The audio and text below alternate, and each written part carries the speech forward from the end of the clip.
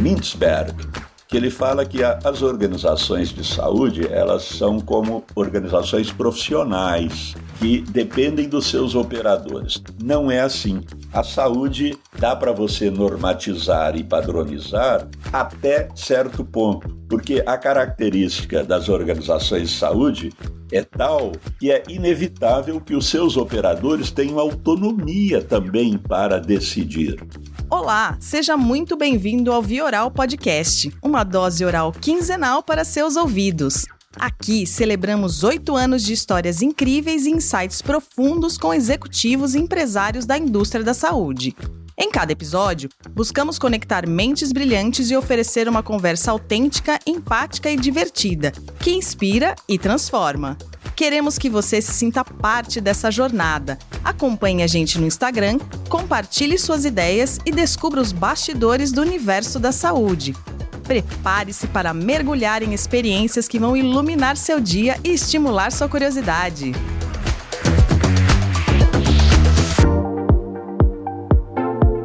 Fala, ouvintes do Vioral, temporada nova, episódios novos, 2025 com tudo. Aí eu vou te perguntar o que acontece quando as decisões de saúde pública não são baseadas em evidências. Aí você vai falar assim, Paulo, desperdício de recurso, ineficiência, impacto direto na vida nossa, brasileiros, pacientes. A gente vai falar um pouquinho disso. Agora imagine se todas as decisões fossem basadas em dados sólidos, pesquisa científica, nas melhores práticas, adaptadas, óbvio, à nossa realidade aqui no Brasil. E esse é o desafio e a missão do Projeto SPI que a gente vai falar um pouquinho aqui hoje. Para nos ajudar a entender como podemos tornar isso uma política informada por evidências, uma prática rotineira dentro do SUS, nós trouxemos um convidado mais do que especial. Olha só, ele é cirurgião pediatra, doutor em saúde pública e atualmente especialista de projetos no Hospital Sírio-Libanês. Além disso, está à frente de iniciativas que capacitam, treinam gestores de saúde a tomarem decisões estratégicas baseadas em evidências. Seja muito bem-vindo, doutor Silvio Fernandes. Muito obrigado, Paulo. Bom, eu queria agradecer muito o convite. Para mim é uma satisfação, uma honra aí poder, enfim, trazer as minhas reflexões de maneira que a gente possa dialogar e possa, de alguma forma, contribuir aí com reflexões de outros colegas, de outras pessoas, a respeito desse assunto que eu acho que é realmente muito relevante, né? Como você falou, há um tempo atrás, aí há décadas atrás, eu diria, a medicina, já vou falar da política de saúde, que é a minha área, mas a medicina, propriamente dita, apesar de ser médico também, mais recentemente eu estou ligado mais a decisões de políticas de saúde. Ela foi, sem dúvida, revolucionada quando, lá pela década de 70, um médico escocês chamado Dr. Cochrane, Ark Cochrane, ele introduziu o método científico para o tratamento das pessoas, para que fossem escolhidos de forma mais adequada o exame a ser feito, o tratamento a ser executado. Esse movimento é um movimento muito conhecido dos médicos, chamado medicina baseada em evidências, como você comentou na sua introdução. E baseado nessa experiência positiva de usar o conhecimento científico para decidir quais as melhores opções de tratamento dos doentes, alguns pesquisadores, no início, lá no Canadá, na Europa, também passaram a entender a importância e aplicar na prática o conhecimento científico para informar as decisões sobre políticas de saúde. Não aí o tratamento individual, mas eu diria, vamos dizer assim, a atenção coletiva à saúde das pessoas. Foi nesse contexto que surgiu essa sigla, né, que a gente chama de PI, Políticas Informadas por Evidências, e vem aí já algumas décadas procurando crescer, se consolidar em diferentes áreas de decisão da saúde. E ótimo que você trouxe essa introdução, doutor Silvio, porque assim, quando a gente olha os números, falar de medicina baseada em evidência hoje, né, a gente tá falando que hoje dados é tudo, né? E a gente tem acesso a esses dados, talvez não da maneira que a gente queira, né, porque a gente sabe que hoje tá muito quebrado esses dados, principalmente na saúde. A gente olha os dados, então você tem lá, né, o World Economic Forum falando que em 2020 a gente gerava 2,3 exabytes de dados em saúde. Tem gente que fala que 30% de todos os dados do mundo são dados de saúde. Não tem como não se falar de medicina baseada em evidência, assim, é fato, não dá mais para ser simplesmente por achismo, né? Você precisa olhar os dados. Desde 70, isso você trouxe, né? Todo mundo falou e discute medicina baseada em evidência desde 70, mas na gestão pública também vem sendo desde a década de 70. Isso é uma coisa nova na gestão pública. Traz um pouquinho pra gente entender quando que a gente começa a perceber que as decisões políticas na gestão pública também precisavam ser baseadas e são baseadas em evidências. Então, foi um pouco depois. Eu diria que se intensificou mais mesmo nas últimas 2 ou 3 décadas, né? A medicina baseada em evidências já tem aí praticamente meio século de experiência e a política informada por evidências ela é mais recente um pouco. Mas assim, não é casualmente que a medicina usa o termo baseada em evidências e a política usa o termo informada por evidências. Porque, diferentemente da medicina, assim, eu diria que a própria medicina é preciso que o médico decida baseado nas evidências científicas e também dialogando com o paciente. Então, o paciente deve ser um sujeito desse processo decisório, sem dúvida. Agora, na política de saúde, isso é ainda mais complexo, eu diria, porque as evidências, elas não orientam assim integralmente a decisão a ser tomada, elas contribuem. Então, o termo informada, ele é um pouco menos definitivo do que baseada, né? E o que interfere na decisão da política de saúde? O contexto também. Sim. As evidências científicas, elas são importantes, mas elas precisam dialogar com o contexto, e os contextos são muito diversos de uma realidade para outra, de uma instituição para outra, de um país para o outro, né? Então, evidentemente que algo que deu certo num país europeu e que as avaliações sobre aquelas políticas mostram que deu certo, é muito importante que isso seja conhecido no Brasil, por exemplo, mas precisa ser adaptado ao contexto brasileiro. Eventualmente precisa ter ajustes, né? Então, eu acho que a diferença principal é essa. A decisão política, ela é mais complexa, ela é altamente dependente do contexto e ela precisa ser um subsídio fundamental, importante, mas um subsídio entre outros para que os gestores tomem decisão. Basicamente, eles precisam se basear no que as evidências científicas trazem,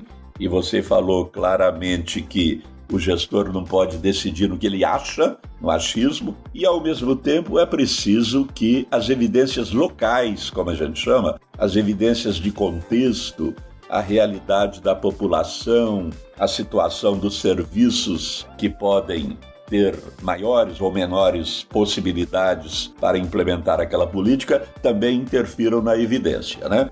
Daí o termo informado e daí ressaltar sempre a importância do contexto dialogando com as evidências globais para que as decisões tomadas sejam as melhores possíveis. Doutor, você fala então um pouquinho, você falou do PI, fala um pouquinho do projeto SPI, que tem essa missão de tornar essas políticas informadas por evidência parte rotineira do SUS, né? Conta um pouquinho desse projeto e por que isso tem que se tornar parte rotineira do SUS. Não é ainda? Olha, não é ainda, né? Não é, e infelizmente, né? Por mais que o SUS tenha avançado, e o SUS avançou muito, eu sou um defensor, obviamente, incondicional do SUS. A minha vida quase toda está ligada a esta política, mas por mais que tenha avançado, é preciso reconhecer que muitas das decisões tomadas ainda são ou baseadas no achismo. Eu acho que isso vai dar certo, eu vou fazer isso. O gestor está enfrentando uma epidemia. Olha, eu acho que se nós formos por aqui, se nós contratarmos agentes comunitários com esse perfil, se nós fizermos visitas nas casas, se nós organizarmos o serviço para atender os pacientes que pegaram dengue, por exemplo, vai dar certo, né? E isso quando é exclusivamente baseado no achismo ou em experiências muito simplificadas que pode dar certo, tem chance de não dar certo. E, como nós estávamos falando, ainda é comum que essas coisas aconteçam no SUS, né? Então, uma outra coisa que também é comum no SUS é a decisão orientada pelo apagar de incêndios do dia a dia.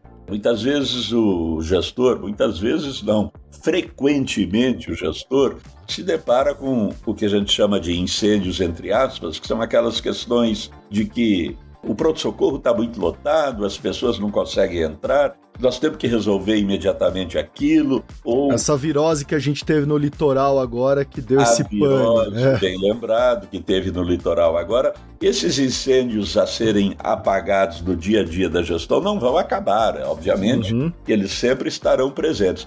Mas mesmo nessas situações, quando a gente busca conhecimentos já acumulados para apagar os incêndios ou para tomar as decisões políticas nas diferentes áreas, a chance de nós acertarmos é muito maior. E então, retomando a sua pergunta sobre o projeto SPI, o projeto SPI ele existe desde 2015, né? Então ele vai completar 10 anos de existência. E nesse período, ele desenvolveu diferentes diretrizes, colocou em prática diferentes coisas, e é uma parceria, né? Isso que eu queria destacar, Paulo, é uma demanda do Ministério da Saúde do Brasil, em parceria com o Conselho Estadual de Secretários de Saúde e Conselho das Secretarias Municipais de Saúde. São duas siglas muito conhecidas na saúde pública, né? O CONAS, que é o dos estaduais, e o CONASEMS, que é dos secretários municipais. E no Ministério da Saúde, nosso parceiro é a Secretaria de Ciência e Tecnologia do Ministério. Sim. Então, o Hospital Sírio-Libanês, que eu represento, estou no Sírio-Libanês já há mais de 17 anos, e no Hospital Sírio-Libanês, que eu represento, eu assumi uma das minhas funções lá de coordenar este projeto. Mas é um projeto, eu quero destacar aqui, realizado a várias mãos, né?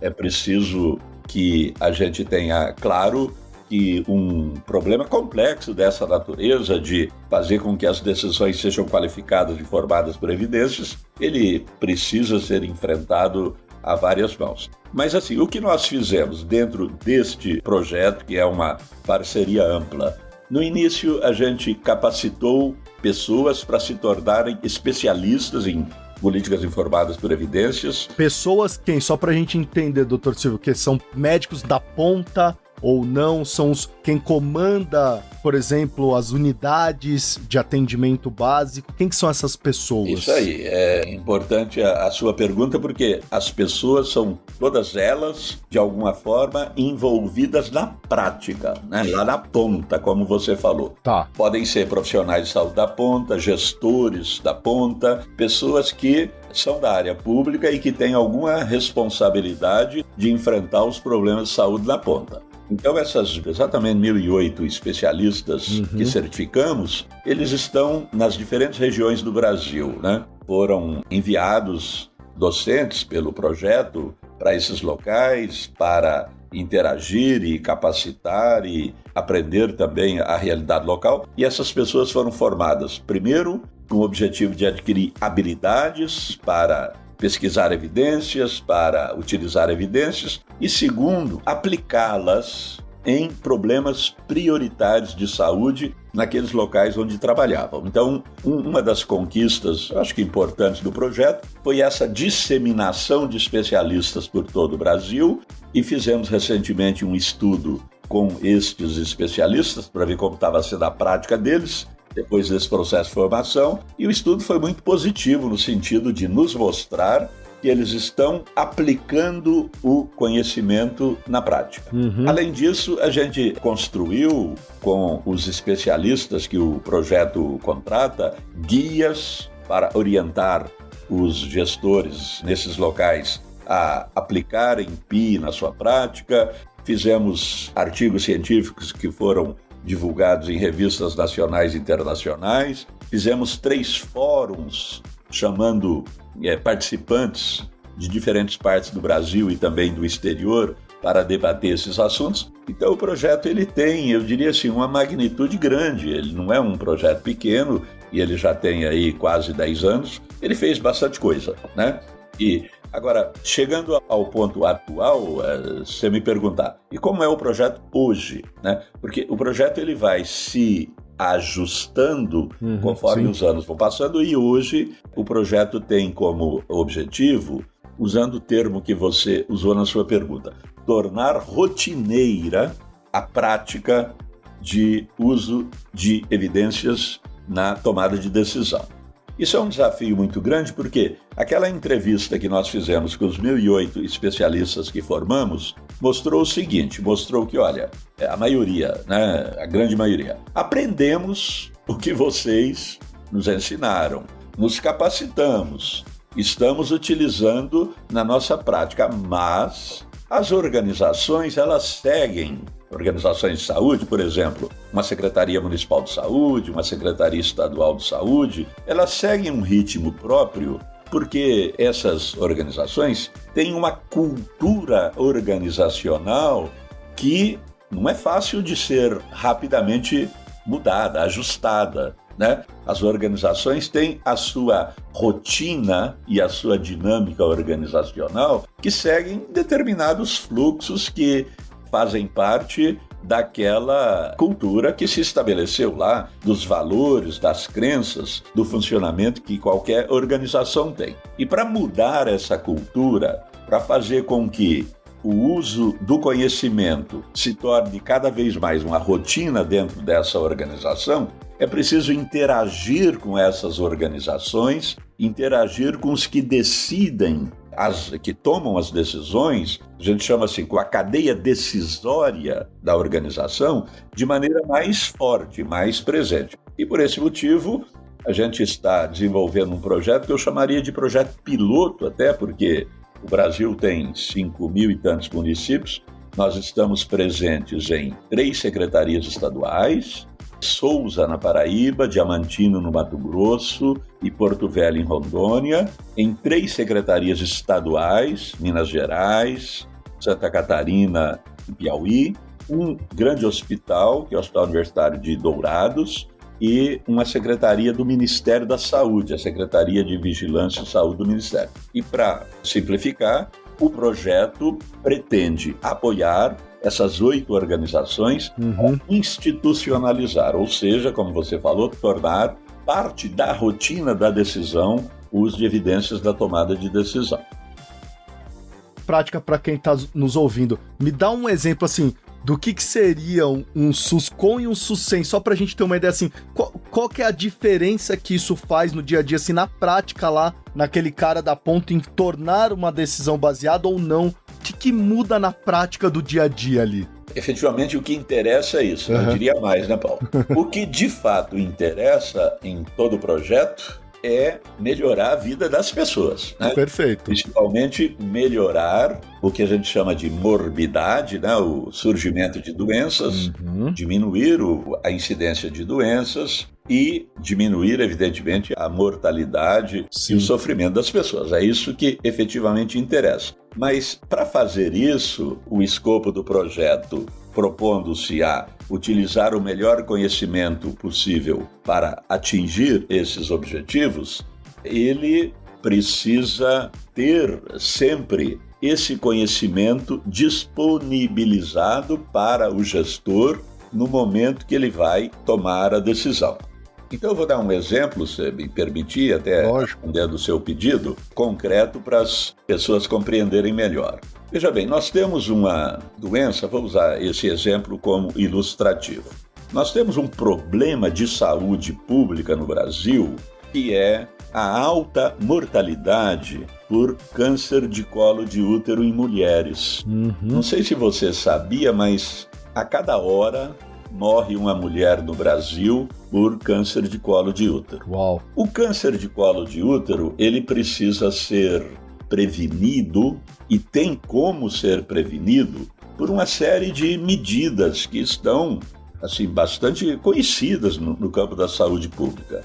As nossas mulheres atendidas pelo SUS ou por qualquer sistema de saúde precisam periodicamente fazer um exame chamado Papa Nicolau, para verificar se não tem células cancerosas que podem representar o início do câncer. É preciso, já tem vacina para isso, vacina contra HPV que previne câncer, tratar uma bactéria que está provado que ela pode desencadear o câncer. Então, em resumo, é necessário um conjunto de políticas preventivas e, quando o câncer já se instalou, outras medidas para detectá-lo precocemente, porque se ele for detectado precocemente, um procedimento cirúrgico bastante simples pode curar a pessoa. A alta incidência de mortalidade e de câncer de colo de útero no Brasil mostra que essas políticas, elas não estão tendo a eficácia e a efetividade que gostaríamos, né? Então, a prevenção não está sendo feita de forma adequada por um conjunto de motivos e o tratamento precoce igualmente não está. As mulheres chegam com o câncer avançado e mesmo que sejam tratadas, a mortalidade fica bem maior do que se fossem tratadas mais precocemente. Então, onde entram evidências aí? Olha, se a cada decisão que for tomada para prevenir ou para tratar, os gestores procurarem os melhores conhecimentos que existem de outros locais para poder aplicar nas suas realidades, a efetividade das políticas aumentará. Então, as políticas informadas por evidências, elas trazem ferramentas e estratégias que disponibilizam mais rapidamente para os gestores, fazem o que a gente chama, traduzem o conhecimento para os gestores utilizarem na tomada de decisão, né? E um exemplo concreto, a gente construiu recentemente um guia para que os gestores construam núcleos de evidências que são profissionais capacitados, eventualmente em parceria com universidades, que traduzem o conhecimento disponível, respondendo rapidamente à demanda do gestor para que ele possa tomar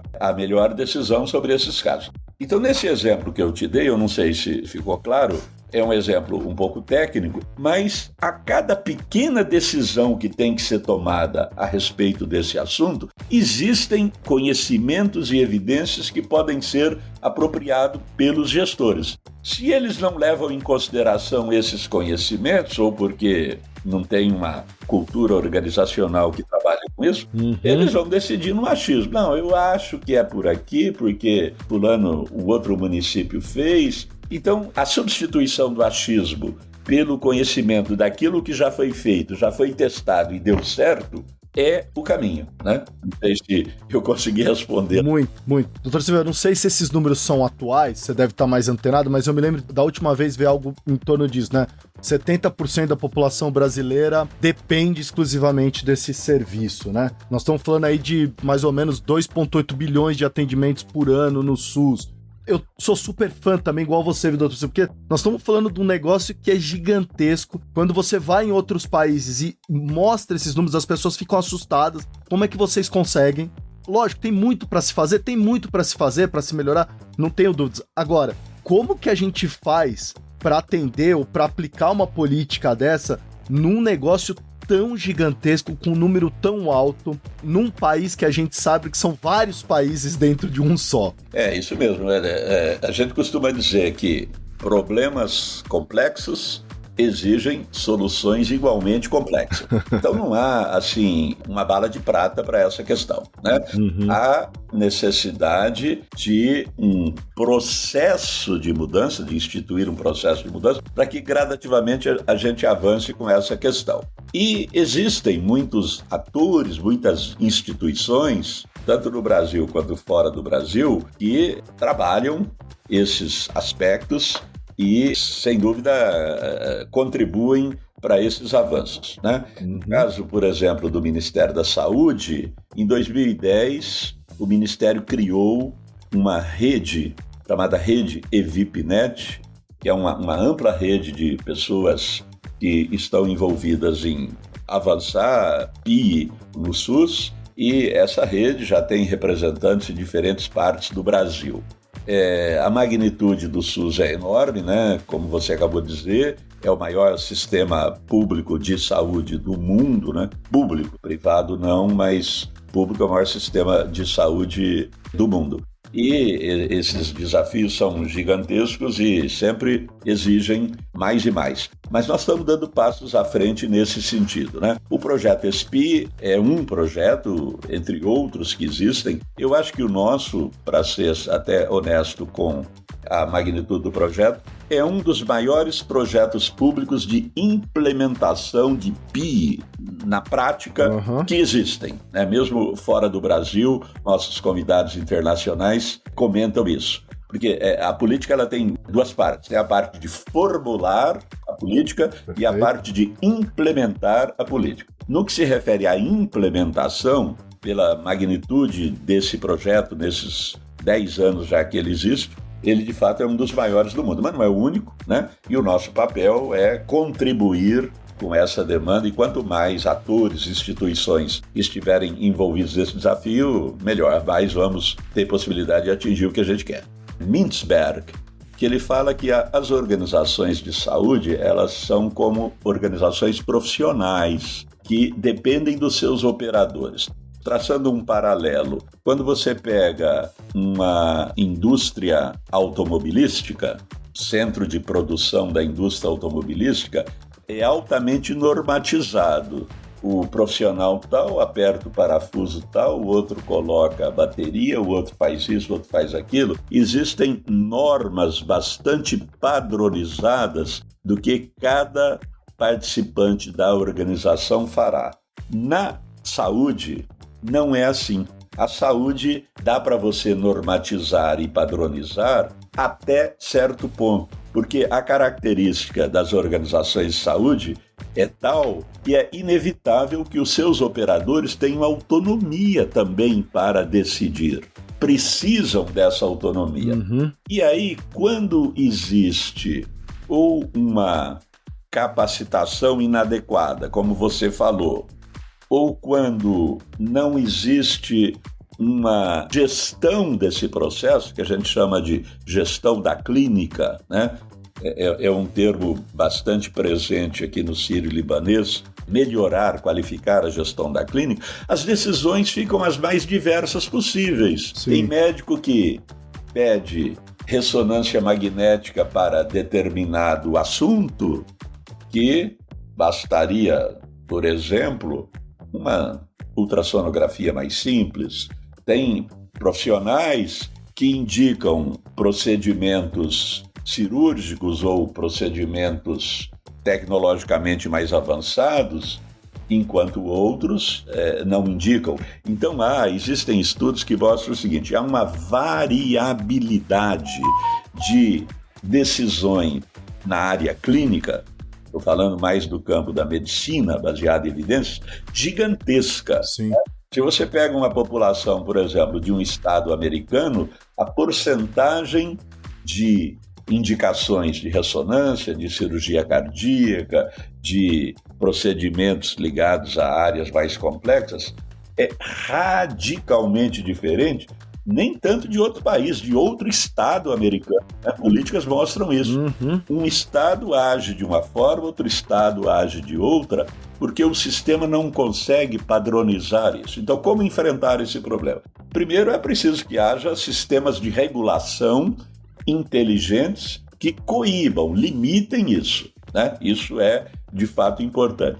Segundo, há necessidade de uma interação entre esses profissionais para que eles façam a gestão da clínica orientada pelas necessidades do usuário, com a participação do usuário. Esse, de fato, é um grande desafio. Sim. E a política informada em evidências, ela tem esse campo, né, de decisão sobre políticas prioritárias que ajuda muito também, né? É um processo, como a gente comentou no início, complexo, mas precisa ser enfrentado.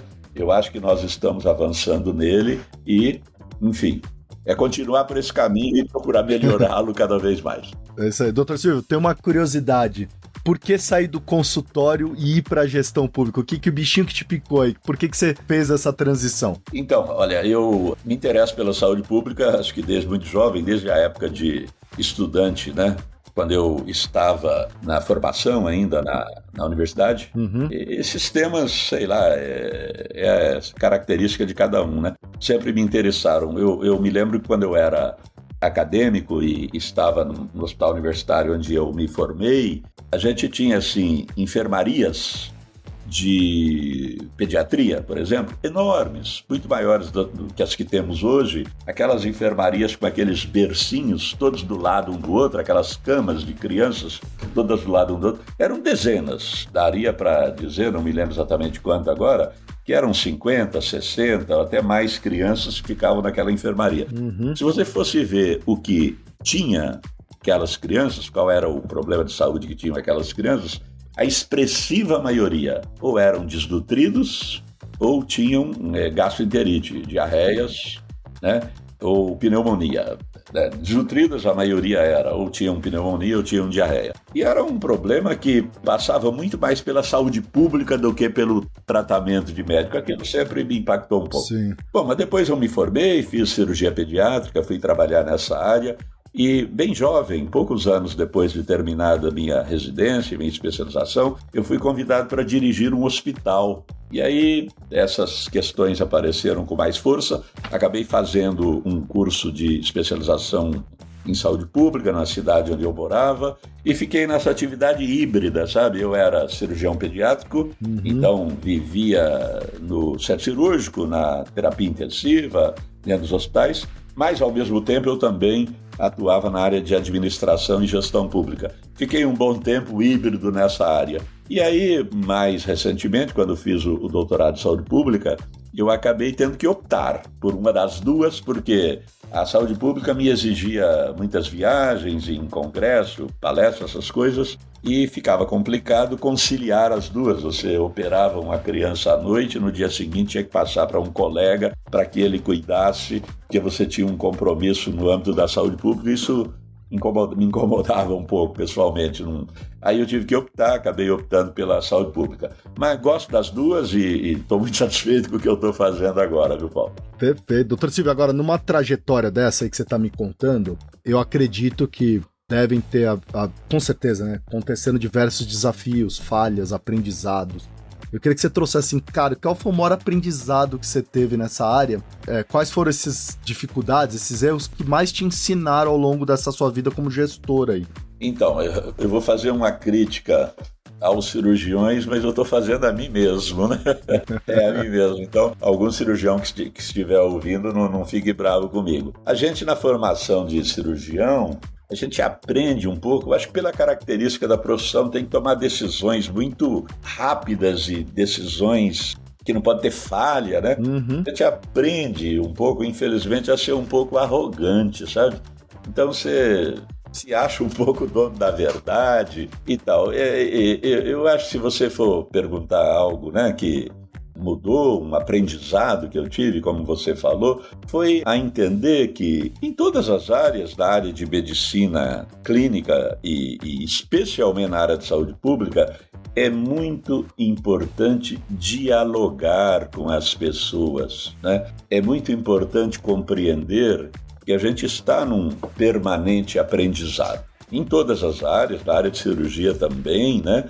A gente está em permanente aprendizado. Eu acho que, se você me perguntar o que você acha que mudou, o que você acha que você aprendeu com esse processo, eu acho que é um pouco disso, né? Sem desconsiderar que cada um tem o seu papel num processo de trabalho coletivo, mas é muito importante essa humildade, né? Essa visão, eu diria, paulo freireana, de considerar que nós estamos em permanente aprendizado, né? Como diz Paulo Freire, ninguém ensina ninguém, todos estão aprendendo. Perfeito. Então, tanto o educador quanto o educando estão aprendendo, um está influenciando o outro de alguma forma. Eu acho que é um aprendizado que a saúde pública me deu, acho que foi muito por aí, nessa linha. É isso aí, doutor Fernando. Para encerrar, esse ano a gente ouviu muito, ano passado, falar de inteligência artificial, esse ano a gente vai continuar ouvindo demais. Então, os especialistas dizem que é o ano que sai da teoria e vai para a prática.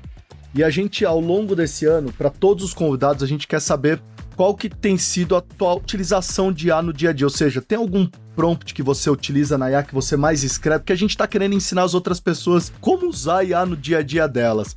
Então, eu queria ouvir de você agora, doutor Silvio, o que você tem mais digitado na IA? Como você tem mais utilizado a IA generativa no teu dia a dia? Então, ela veio para ficar, né, Paulo? Tem jeito, veio e veio para valer. É só a gente ver as manchetes desses últimos dias aí, a briga das Big Techs com relação a essa proposta chinesa e outras que estão surgindo. A gente fala que é briga de cachorro grande, né? Como costumamos dizer aqui na conversa informal. Ora, eu digo que a inteligência artificial ela precisa ser olhada, né, nos aspectos positivos e também negativos. Minha opinião pessoal é que essas Big Techs elas precisam de alguma forma ser reguladas e também fazer uma autorregulação. É um problema que está na ordem do dia da discussão aí dos legisladores e é preciso achar um caminho para encaminhar essa questão, né? Uma coisa que também acho importante sobre inteligência artificial é que a inteligência artificial ela não deve ser usada para qualquer coisa, pelo menos no momento. É preciso selecionar muito bem aquilo para o qual ela efetivamente é útil, né? Utilizá-la sim, mas para aquilo que efetivamente ela pode dar resposta. No nosso caso ainda, pelo menos na minha experiência pessoal e da minha equipe, tenho especialistas que trabalham comigo lá, muito experientes em políticas informadas por evidências, a gente ainda não tem usado tanto a inteligência artificial, porque quando a gente vai produzir, por exemplo, uma síntese de evidências sobre determinado assunto, habitualmente se constrói um protocolo de pesquisa que tem as perguntas a serem respondidas. A gente usa um acrônimo chamado PICO, né? P de população, I de intervenção, enfim, cada letra tem um objetivo, você constrói um protocolo e você vai nos repositórios mais importantes para selecionar revisões sistemáticas. Cada revisão sistemática é um conjunto de artigos e, baseado no protocolo, a gente inclui aquelas revisões que devem ser incluídas e os pesquisadores tiram lá as conclusões e tal, né? Então é um trabalho ainda no âmbito da pesquisa. Mas, respondendo à sua pergunta, um exemplo concreto de como utilizamos. Na nossa equipe lá de experts, alguns colegas informaram de que forma que eles estão usando a inteligência artificial. Basicamente para aperfeiçoar textos, né? Então o prompt é mais ou menos nessa linha, né? Solicitar a inteligência artificial para analisar um texto já previamente produzido pelo pesquisador, utilizar como referência o estilo adotado no texto, solicitar as sugestões da inteligência artificial de uma maneira mais estruturada, especificando os pontos de ajuste que propõe no texto e o porquê, justificando a recomendação do que a inteligência artificial propõe, com base na clareza, na coerência, né, na coesão, no estilo, na referência que está sendo utilizada. Então é um trabalho que eu diria assim, complementar. Perfeito. Agora, no futuro, é possível que isso avance. Então os prompts poderão substituir um pouco aquele papel mais hard do pesquisador. Mas pelo menos na experiência da minha equipe, isso ainda não aconteceu, né? Estamos num momento em que ela é bastante útil, mas não para substituir a inteligência real, né? Mas sei lá o que vai acontecer no futuro, é uma loucura total, né? Vamos ver, se você me entrevistar daqui a 5 anos, não precisa nem falar 10, né? Talvez a minha resposta seja outra, Paulo. É isso aí, doutor Silvio, olha, eu queria agradecer demais por você compartilhar seu tempo, seu conhecimento e principalmente toda essa experiência conosco do teu projeto. Pedir primeiro, doutor Silvio, se as pessoas estão interessadas no SPI, querem conhecer mais o projeto, onde que elas procuram, onde que elas pesquisam, se elas quiserem ter mais informação, saber como é que funciona, questionar, elas vão para qual canal, doutor Silvio? Então, a gente tem na Biblioteca Virtual em Saúde, a gente tem vários relatórios, vários documentos postados lá, que eles ajudam a compreender um pouco mais, né? Perfeito. BVS, Biblioteca Virtual em Saúde, coloca SPI. Também temos desses repositórios científicos do Brasil e de revistas internacionais. Se colocar lá Políticas Informadas de Evidência SPI, vão sair algumas coisas aí, né? E do site do PROAD SUS, que é um projeto de apoio ao desenvolvimento institucional do SUS, também tem o projeto, né? E o Ministério da Saúde, se for pesquisar por lá, dar uma navegada por lá, vai encontrar bastante coisa. Perfeito. Obrigado, viu, doutor Silvio, pela tua participação. Foi uma honra para nós aqui. Então, a honra foi minha. Muito obrigado. Espero ter aí atendido as expectativas suas, né? É muito assunto, é muita coisa. Às vezes eu acho que eu falo demais, mas espero ter sido suficientemente claro para as pessoas entenderem as reflexões aí que a gente quis colocar. Foi ótimo. E a você que nos acompanha até aqui, muito obrigado por dedicar esse tempo para refletir sobre o futuro da gestão em saúde. Se essa conversa fez sentido para você, que tal compartilhar com seus colegas, profissionais que também precisam ouvir essa mensagem? E desse jeito a gente fortalece uma cultura de decisão mais inteligente e embasada na saúde, como o Dr. Silvio colocou pra gente aqui o tempo inteiro. Obrigado, viu, Dr. Silvio? Foi excelente, muito bom mesmo. Esse foi mais um episódio do Via Oral e eu fui.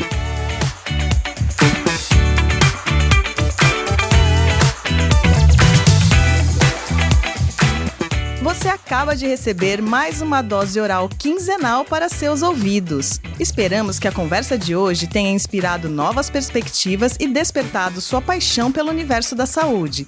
Se você gostou, não esqueça de nos seguir no Instagram e de compartilhar esse momento com seus colegas. Nossos episódios estão disponíveis em todas as plataformas de podcast para que você possa ouvir onde e quando quiser.